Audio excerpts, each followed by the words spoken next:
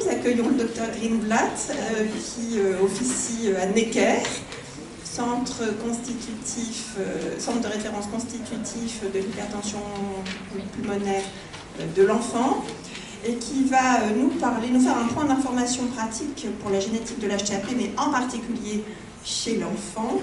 Ça va être plus large. Enfin, je pense que c'est bien parce qu'il y a aussi des adultes. Ça se regroupe. Ça se regroupe. Et ça, en fait, l'une des questions, c'était savoir est-ce qu'il y a des particularités quand même à propos des enfants à ce sujet. Alors, de quel gène parle-t-on? Qui peut être testé ou non? Pourquoi? Comment? Voilà, parce qu'il semblerait que d'un centre à l'autre, en fait, tout le monde n'ait pas forcément les mêmes informations, et on a ici les spécialistes.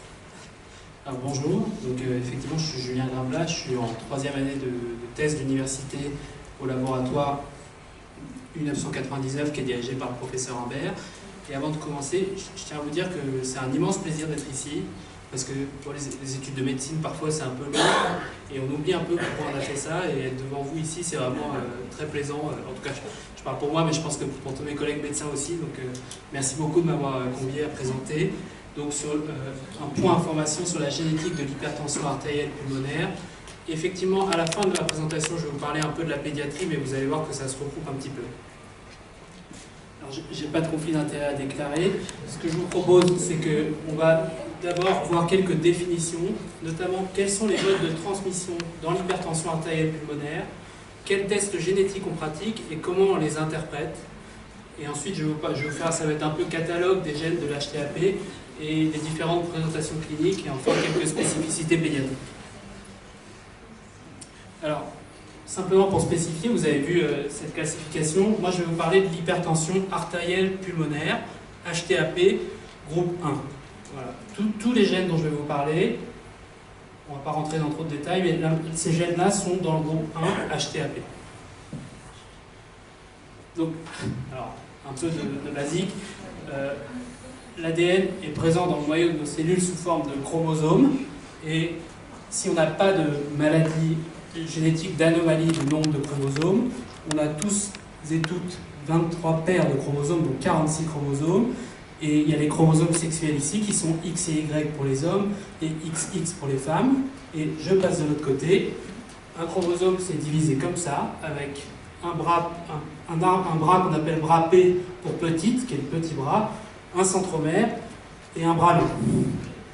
Et en fait, chaque numéro que vous voyez ici, c'est des gènes, et les gènes peuvent avoir différentes versions ou allèles. Donc on parle et quand on a un variant d'un gène, c'est là qu'on peut avoir une maladie génétique. Et dans l'hypertension artérielle pulmonaire, et je vais vous reparler après de l'interprétation des variants, il y a des formes qu'on appelle HTAP héritables. Ça inclut les formes familiales, avec ou sans identification d'un gène, et les formes isolées avec identification d'un variant pathogène ou probablement pathogène. La majorité de la transmission dans l'hypertension artérielle pulmonaire de formes héritables, c'est des formes dites autosomiques dominantes, ce qui veut dire que ça touche les chromosomes non sexuels. Et c'est ce que vous pouvez voir en haut à droite, c'est-à-dire que le fait d'avoir un variant pathogène suffit pour développer la maladie. Et l'allèle pathogène est donc transmise soit par la maman, soit par le papa, et il y a une probabilité sur 2 de transmettre ce gène. Ça ne veut pas dire que si on a un variant pathogène et qu'on a 4 enfants, on va avoir forcément 2 enfants sur 4 qui vont développer la maladie génétique. Ça veut dire que pour chaque enfant, il y a une probabilité sur 2 de développer la maladie génétique. Et ensuite, il y a des formes autosomiques récessives qui touchent les chromosomes non sexuels, et les 2 parents sont porteurs obligatoirement, comme vous pouvez voir ici, et cette fois-ci, c'est une probabilité sur 4. Ensuite, il y a ce qu'on appelle des mutations de novo, c'est-à-dire qu'on fait globalement un conseil génétique devant toutes les formes héritables, et je vais détailler après quelles formes ont un conseil génétique. Et les mutations de novo, ça veut dire que les parents ne sont pas porteurs, mais que la personne affectée est porteuse. Et enfin, et ça c'est un concept que moi j'ai trouvé très difficile à comprendre, et que je trouve très difficile dans l'HTAP, on parle de pénétrance incomplète. C'est-à-dire que le fait d'avoir un variant pathogène ne veut pas dire que les patients vont développer une maladie. Et c'est complètement le cas dans l'hypertension artérielle pulmonaire, et notamment dans certains gènes dont je vais vous parler après. Et là, je vous montre juste un exemple très bref de en quoi c'est typique cette transmission autosomique dominante à pénétrance incomplète. Ici, en noir barré, c'est notre patient index notre patiente index qui a développé une HTAP qui a dû être transplantée. Ici, vous pouvez voir que la mère est porteuse, mais elle n'a pas du tout développé la maladie, elle n'a aucun symptôme, et ce qui veut dire qu'il y a donc une pénétrance incomplète. Ensuite, moi je pense que ce qui vous intéresse, c'est de savoir comment on fait le diagnostic d'une forme héritable. En pratique, on ne va pas rentrer dans toutes ces difficultés de testing génétique. Simplement, ce qui est fait en première intention, c'est ce qu'on appelle un panel NGS, c'est-à-dire qu'on connaît les gènes de l'HTAP qu'on teste, et je vais vous parler de ces gènes de l'HTAP. Ça se fait soit par prise de sang, globalement c'est ce qu'on fait, les échantillons sont envoyés à la Pitié-Salpêtrière, en tout cas pour l'Île-de-France. Ça peut se faire aussi par test salivaire ou par échopillon buccal moins fréquemment. Ça se fait bien sûr après votre consentement. On ne fait pas de testing génétique sans le consentement des patients. Et c'est encore plus vrai chez les enfants. Il faut le consentement des parents et l'assentement, en anglais c'est assent, des enfants. Et ensuite, si on découvre un variant, il y a deux types de variants qu'on utilise pour le conseil génétique. Des variants qu'on dit définitivement pathogènes et des variants qu'on dit probablement pathogènes. Les autres variants, on ne va pas forcément en parler parce que ça va compliquer un peu la discussion. Et donc, le vif du sujet, entre guillemets, les différents gènes de l'hypertension artérielle pulmonaire. Vous vous rappelez, M. Sidbon a présenté cette balance. Pour l'instant, il y en a 12 qui sont considérés comme causaux dans l'hypertension artérielle pulmonaire avec haut niveau de preuve, on dit. Et ce sont ces 12 gènes-là qu'on teste minimum pour le panel NGS. Et vous voyez à gauche que la moitié des gènes, ça fait partie de la voie du TGF-bêta, dont vous a parlé le professeur Sidbon, avec notamment le gène BMPR2, et je vais les détailler un petit peu maintenant. Donc là, je vais vous parler d'abord de la voie du TGF-bêta, puis après on fera un peu les autres. Donc, dans la voie du TGF-bêta, encore un schéma très complexe, il y a, comme vous l'a dit le professeur Sidbon, un déséquilibre en faveur de prolifération dans l'hypertension artérielle pulmonaire. Et dans une cellule endothéliale qui n'est pas atteinte, on a ce qui s'appelle un hétérotétramère, c'est-à-dire un double récepteur qui est formé par le BMPR2 et par l'ACVRL1. Et on a des ligands, c'est un peu comme des boutons qui viennent activer la chaîne, si vous voulez, qui sont BMP9 et BMP10. Et on a l'endocrine qui vient stabiliser un peu tout ce qui se passe. Quand la voie est déséquilibrée, il arrive ce qui se retrouve dans l'hypertension artérielle pulmonaire, c'est-à-dire un remodelage vasculaire pulmonaire avec des vaisseaux qui sont bouchés. Et donc ça fait comme un tuyau, comme vous l'a très bien montré M. Sidbon. On bouche le tuyau, il y a une augmentation de la pression en amont du tuyau, et ça provoque les signes d'insuffisance cardiaque que vous connaissez, qui sont l'essoufflement et parfois l'œdème des membres inférieurs. Le gène le plus fréquemment impliqué dans les formes héritables d'hypertension artérielle pulmonaire, c'est le gène BMPR2. On sait maintenant que dans les formes sporadiques, on retrouve un variant pathogène ou probablement pathogène dans 20% des cas dans le gène BMPR2, et que dans les formes familiales, alors ça dépend des études, c'est toujours pareil, mais ça peut aller jusqu'à 90%. Donc c'est vraiment le gène qui est le plus fréquemment impliqué dans les hypertensions artérielles pulmonaires dites héritables, et c'est le premier gène qu'on a découvert dans les années 2000. Comme je vous l'ai dit, et on sait aussi que les patients avec variant BMPR2 développent une hypertension artérielle pulmonaire à un âge plus jeune que les patients avec une hypertension artérielle pulmonaire dite idiopathique, et qu'ils ont des valeurs hémodynamiques au cathétérisme cardiaque droit qui sont plus élevées que les autres patients. Et il y a aussi une réponse au vasodilatateur, qui est un test fait au cathétérisme cardiaque droit, qui est moins importante chez les patients qui ont des variants BMPR2. Ensuite, c'est toujours très compliqué, donc je ne vous en donne pas si vous ne vous rappelez pas, en plus c'est un nom un peu barbare, mais le récepteur BMPR2, il est associé à un autre récepteur qu'on appelle ACVRL1 ou ALK1, avec le co-récepteur ici qui est l'endocrine. Et en fait, ces patients-là, c'est des formes assez spécifiques. Ces patients-là vont développer ce qu'on appelle une maladie de rendu ossellaire, qui qui est caractérisée par les téléangiectasies. Alors peut-être que téléangiectasie, ça vous dit quelque chose parce que M. Sidbon vient d'en parler sur Sotatercept. Il a dit, on n'a pas d'image, j'en ai quelques-unes. Je ne sais pas si vous voyez bien au fond, mais donc c'est des espèces de petits boutons comme ça, avec des zones typiques que sont la bouche, le visage, les oreilles et les doigts. Et donc les patients qui ont des variants ACVRL1 vont développer une maladie de rendu ossellaire, et cette fois-ci par contre la maladie de rendu ossellaire a une pénétrance complète, quasiment complète, à l'âge de 50 ans.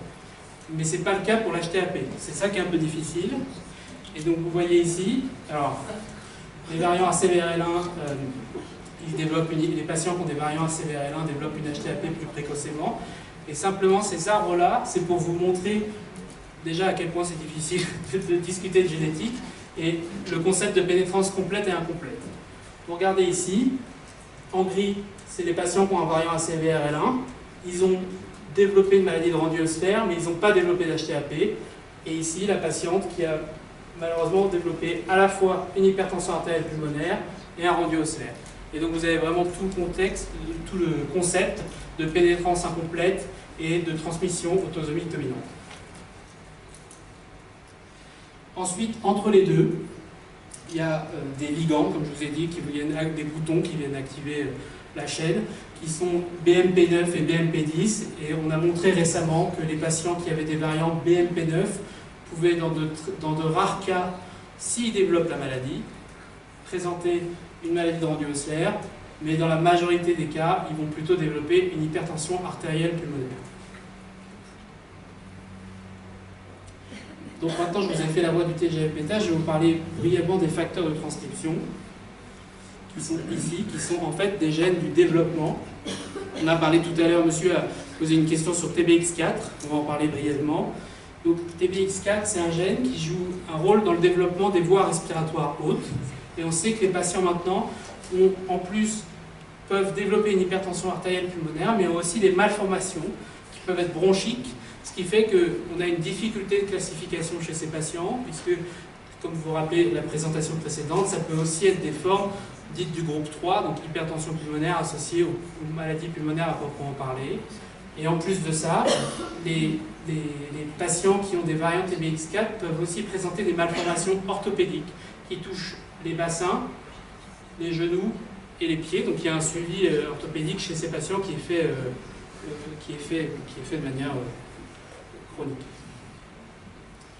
Ensuite, on a un autre gène, qui est un gène qui a été récemment identifié, qui a été identifié en 2018, si je ne dis pas de bêtises, qui est le gène SOX17, qui lui joue un rôle dans la différenciation artério-veineuse et dans le développement vasculaire des artères, et en particulier des artères pulmonaires, et aussi dans le développement cardiaque. Et on sait maintenant que ces patients-là peuvent présenter des malformations vasculaires, et comme vous pouvez voir ici, alors je vous montre, j'espère que vous voyez, il y a une continuité vasculaire, et ici il y a ce qui s'appelle un anévrisme, c'est-à-dire un petit grelot au bout du vaisseau, et donc les patients SOX17 peuvent présenter des malformations vasculaires.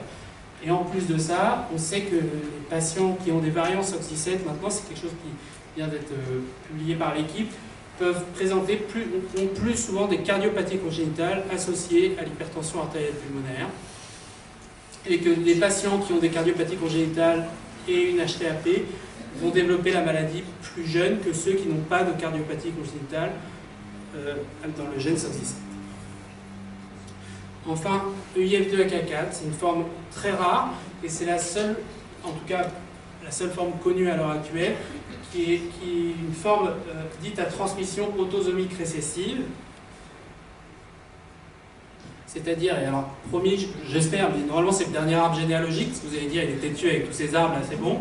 Mais donc, je vous montre. À gauche, BMPR2, transmission autosomique dominante.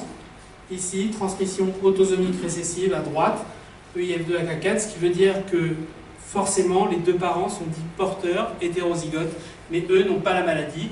Et les enfants, par contre, ont malheureusement développé une maladie véno-occlusive. Et enfin, un dernier gène, qui est le gène KCNK3, qui est très rare, c'est simplement pour vous dire que c'est une canalopathie.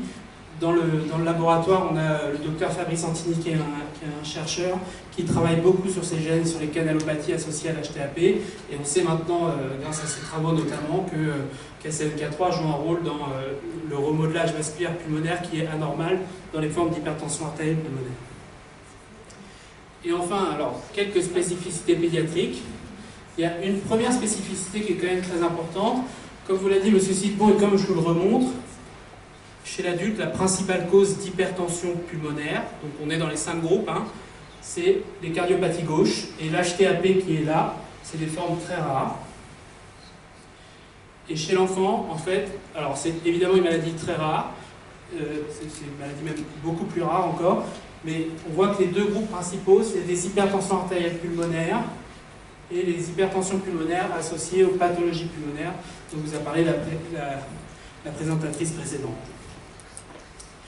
Et je ne pense pas que ça vaille le coup de rentrer dans tous les détails des gènes qui peuvent être associés, mais simplement pour vous montrer, en plus des gènes que je vous ai présentés, dans les formes héritables, et ça c'est un travail fait chez les Américains, il y a d'autres maladies génétiques qui peuvent développer une hypertension artérielle pulmonaire avec deux types de présentation. Soit le patient ou la patiente a une HTAP, on fait un testing génétique plus large et on se rend compte qu'il y a un syndrome génétique sous-jacent, soit le patient ou la patiente a un syndrome génétique sous-jacent et développe une hypertension artérielle pulmonaire dans sa maladie, dans l'évolution de sa maladie. Et enfin, normalement je conclue par ça, mais la dernière question, je pense que en pratique, c'est qui a un dépistage génétique et comment ça se passe. Dans les dernières recommandations, les formes d'HTAP qui ont des dépistages génétiques, c'est les formes dites idiopathiques. Donc, à part sur les formes familiales, par définition, les patients ont des HTAP dites idiopathiques avant qu'on ait déterminé s'il y a un gène ou non. Les formes familiales, les maladies véno-occlusives. Maintenant, avant, on avait des testings génétiques qui étaient tous négatifs pour les cardiopathies congénitales, et donc ça a été arrêté avec la découverte des nouveaux gènes, dont TBX4 et SOX17 dont je vous ai parlé. Maintenant, les patients qui ont des cardiopathies congénitales ont fait un testing génétique, et les HTAP qui sont associés aux médicaments. Et donc, ce qui se passe, c'est qu'il y a ce qui s'appelle un conseil génétique. Donc, votre praticien vous a expliqué les modalités du test en théorie, et ce résultat-là est discuté. Et soit le variant est pathogène ou probablement pathogène, et dans ces cas-là, on peut faire un conseil génétique et conseiller de dépister la famille, soit ça ne l'est pas, et en général, on peut s'arrêter là. On peut aller plus loin dans les examens, notamment génome ou exome, comme je vous ai parlé. Ça, c'est plutôt réservé aux formes familiales où on n'a pas identifié de gène. Et dans tous les cas, c'est des formes qui sont discutées en réunion de concertation pluridisciplinaire, qui ont lieu de manière mensuelle, dont Céline Lustrement vous a parlé, qui sont organisées avec Sabrina Boitia et avec le professeur David Montagny. Et donc, tout ce qui est élargissement du panel génétique se fait après une discussion en réunion de concertation pluridisciplinaire. Et enfin, je pense que c'est aussi une question importante, et vous voyez que j'ai eu le courage de mettre tout le monde sauf moi, parce que je suis actuellement en recherche et que j'ai moins d'expérience que le professeur Bonnet et que la docteur Lévy dans le suivi des hypertensions artérielles pulmonaires, et ils vous répondront de manière beaucoup plus claire que moi. Et donc, qui contacter, comment se renseigner? En premier, évidemment, il faut en discuter avec votre praticien. Et ensuite, je vous ai mis les numéros, j'ai eu les accords. Hein. et si vous voulez des sites pour vous renseigner, il y a le centre de référence pour les malformations cardiaques congénitales complexes, où on peut parler un peu d'hypertension artérielle pulmonaire, Respifil et HTAP France, que vous connaissez. Voilà. Et donc, je vous remercie de votre attention. Et,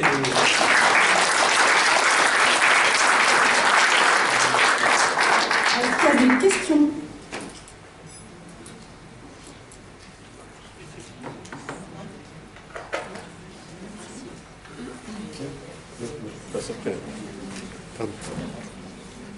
Quand on a été testé il y a 10 ans, est-ce qu'il y a des nouveaux gènes qui apparaissent entre-temps? Est-ce qu'il faut refaire une vérification?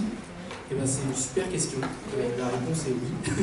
En fait, on a découvert des nouveaux gènes, notamment ceux que je vous ai présentés, TBX4 et SOX17, et les gènes du développement. Et donc, c'est pareil, vous pouvez en discuter avec votre praticien, mais il y a un intérêt à retester. On s'est rendu compte, nous, parce qu'on en discute en réunion de concertation pluridisciplinaire, que certains patients qu'on avait catégorisés comme idiopathiques étaient effectivement, avaient une forme héritable d'hypertension artérielle pulmonaire. J'ai une petite question, pardon. Là, maintenant, je suis greffée. Donc, je suis greffée. J'ai fait des tests génétique. Enfin, je l'ai fait il y a très longtemps, au tout début. Là. Donc, est-ce qu'aujourd'hui, donc je l'ai fait, je peux faire un test génétique? Oui. Donc, on pourra quand même en parler avec alors, on ne va pas forcément trouver le gène. Oui, non, mais je veux dire, s'il y avait un gène facteur, ça, voilà. Je peux refaire le test génétique. Je voulais savoir combien d'années vous nous conseillez de faire justement ce fameux test génétique. Oui, tout à fait, vous avez raison. Il y a 10 ans, il n'y avait rien, et là, il y a maintenant 2 ans, il y avait une évolution, mais c'est encore pas pathogène. Et du coup, je voulais savoir tous les combien vous nous préconisez de les faire justement. Alors, c'est une question hyper intéressante et hyper difficile. Donc, je vous remercie. Encore une fois, je pense qu'il faut en parler avec votre praticien. Et nous, on en discute en réunion. C'est-à-dire, le praticien va en parler avant de vous faire une prise de sang, etc. Il va nous contacter, surtout le professeur Montagny, et on rediscute avec la docteure Poulet à l'appliquer salpêtrière, savoir s'il y a un intérêt ou pas de refaire un test. Parce que les découvertes de nouveaux gènes, ça vient avec le temps. En fait, SOX17, probablement en 2000, il y avait des patients qui avaient des variants SOX17 mais qu'on n'avait pas trouvé. Et donc c'est aussi avec le temps, maintenant, on retrouve un testing génétique dans une grande partie, donc c'est vrai qu'il y a une probabilité que ce soit des petits gènes qu'on retrouve, c'est-à-dire pas forcément associés à l'HTAP. Je ne sais pas si ma réponse est claire, parce qu'elle est un peu difficile. C'est pas forcément on ne va pas retrouver forcément beaucoup de cas dans des petits gènes. Voilà. Et du coup, quand ce n'est pas pathogène, est-ce qu'on peut quand même malgré tout demander à ce que notre famille soit testée? Alors, normalement, et ça c'est les recommandations, et je vais remettre ici un peu plus précisément. Ça va un peu vite, hein, mais c'est pas fait pour... Donc, les variants qu'on peut utiliser pour le conseil génétique, c'est ceux-là. Le variant 5, évidemment, je vous l'ai mis en tout petit parce que sinon c'est pas drôle. Et le variant 4 qui sont définitivement pathogènes et probablement pathogènes. Un variant de signification indéterminée, malheureusement, c'est un variant, c'est très compliqué. Moi-même, j'ai mis beaucoup de temps à comprendre ce que c'était et je ne suis pas sûr de comprendre à 100% encore, mais c'est un variant on ne sait pas en fait s'il est la cause de la maladie. Parce que c'est, notamment je pense à KCNK3, c'est des gènes très rares et les variants sont très rares et donc on ne peut pas dire avec certitude que c'est à cause de ce gène-là que la patiente ou le patient a développé l'HTAP. Et si on fait un dépistage de la famille et qu'on retrouve le même variant dans le reste de la famille, mais qu'ils n'ont pas d'hypertension artérielle pulmonaire, le message va être très compliqué. Et ça va générer des inquiétudes qu'on ne pourra pas contrôler en fait. On ne pourra pas vous répondre avec sécurité sur ça. Oui, bon, on a quand même les inquiétudes de toute façon. Alors, effectivement, peut-être que mon phrasé était maladroit et j'en suis désolé. Il y a forcément des inquiétudes et ça, je n'ai pas de doute. Mais c'est simplement, je pense qu'en termes d'inquiétude, si je vous dis par exemple, dans votre famille, votre tante a un VSI, qu'est-ce qu'on va lui dire après? Vous voyez, je pourrais pas, je serais mal à l'aise parce que je ne pourrais pas dire comment faire le suivi notamment. Une autre question? Oui, s'agissant d'une HTAP sur LVOP, vu que c'est inscrit dans l'ADN, est-ce qu'il y a un risque de récidive après transplantation du pulmonaire? Je vais répondre que je ne suis pas greffeur, ce qui est le cas. Mais moi, j'ai jamais. Je crois qu'il faudra plus demander au docteur Lepavec et je vais dire des bêtises. Il ne sera pas là de voilà, dans l'embarras. Pour moi, en théorie, je crois qu'il y a un cas, mais je ne sais pas, qui a redéveloppé une HTAP sur un greffon. Voilà, c'est tout ce que je peux vous dire. Ce qui veut dire que ça existe potentiellement, mais que c'est très rare et qu'on ne sait pas pourquoi.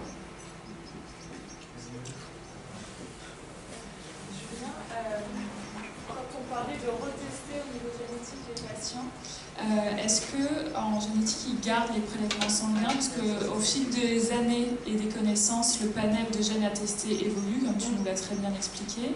Est-ce qu'il y a besoin de reprélever les patients ou est-ce que nous, docteurs, on peut juste appeler le généticien et dire est-ce qu'on peut mettre à jour notre liste de patients qui a été testée dans les 5-10 dernières années parce qu'on sait que maintenant on connaît plus de gènes? Ça dépend des patients. Il y a certains patients où effectivement on a gardé les prélèvements et on a refait le testing et on a trouvé un testing positif. Donc après ça dépend c'est des échantillons, donc ça dépend de ce qui reste du taux d'échantillon.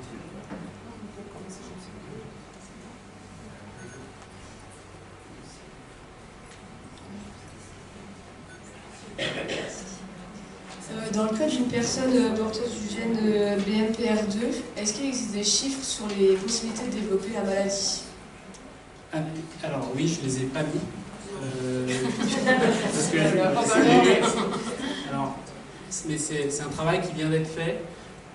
On sait que c'est estimé à 0,99% par an de probabilité de développer une maladie chez l'homme, et je crois que c'est aux alentours de 3% chez la femme. Et donc au total, c'est à peu près 1% par an de probabilité. Alors concrètement, qu'est-ce que ça veut dire? Ça veut dire qu'on ne peut pas prédire, déjà. Et ça veut dire qu'il y a... Alors moi j'aime pas le terme de chance, mais il y a effectivement une chance sur 100 par an de développer la maladie. On va dire un risque alors. Un risque, vous avez raison. Merci. Merci beaucoup. C'est le problème des probabilités, et vous avez tout à fait raison. Un risque, excusez-moi. On a 99 chances sur 100 de ne pas la développer. Voilà. C'est aussi ça. Madame, vous avez encore une question peut-être? Oui, aussi dans le cas d'une personne HTAP sévère qui a un enfant de 2 ans, comment vous positionnez-vous pour des tests génétiques? Alors, c'est pareil, j'en ai pas parlé parce que c'est des discussions qu'on a en réunion de concertation pluridisciplinaire. Ce qu'on fait globalement, je peux vous dire ce que c'est ce qu'on fait à Necker. On fait en général une échographie et après on le refait à l'âge de entre 14 et 18 ans, on refait une échocardiographie par an. Mais c'est des choses qui ne sont pas validées. Et donc le testing est discuté au cas par cas. Mais s'il n'y a pas de symptômes, on ne va pas forcément pousser, notamment un enfant de 2 ans par exemple, on préfère attendre pour discuter notamment du consentement de l'enfant. Vous voyez ce que je veux dire? Je vous en prie. Merci à vous. Bien sûr, avec plaisir. Vous m'avez déjà aidé pour le risque, donc...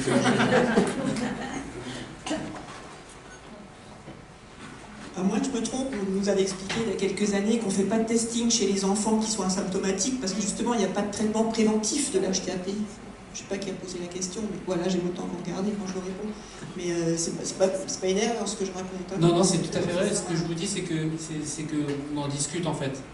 Parce que parfois, les enfants, ils veulent aussi savoir. Quand un enfant qui a 13, 14 ans dit moi, j'aimerais me faire dépister, voilà. Mais c'est vrai qu'à 2 ans, pour l'exemple que vous avez montré, moi je trouve ça un peu difficile de faire tester sans symptômes, parce que ça risque de créer des inquiétudes à juste titre, encore une fois, voilà. Alors que la majorité des patients ne développent pas la maladie.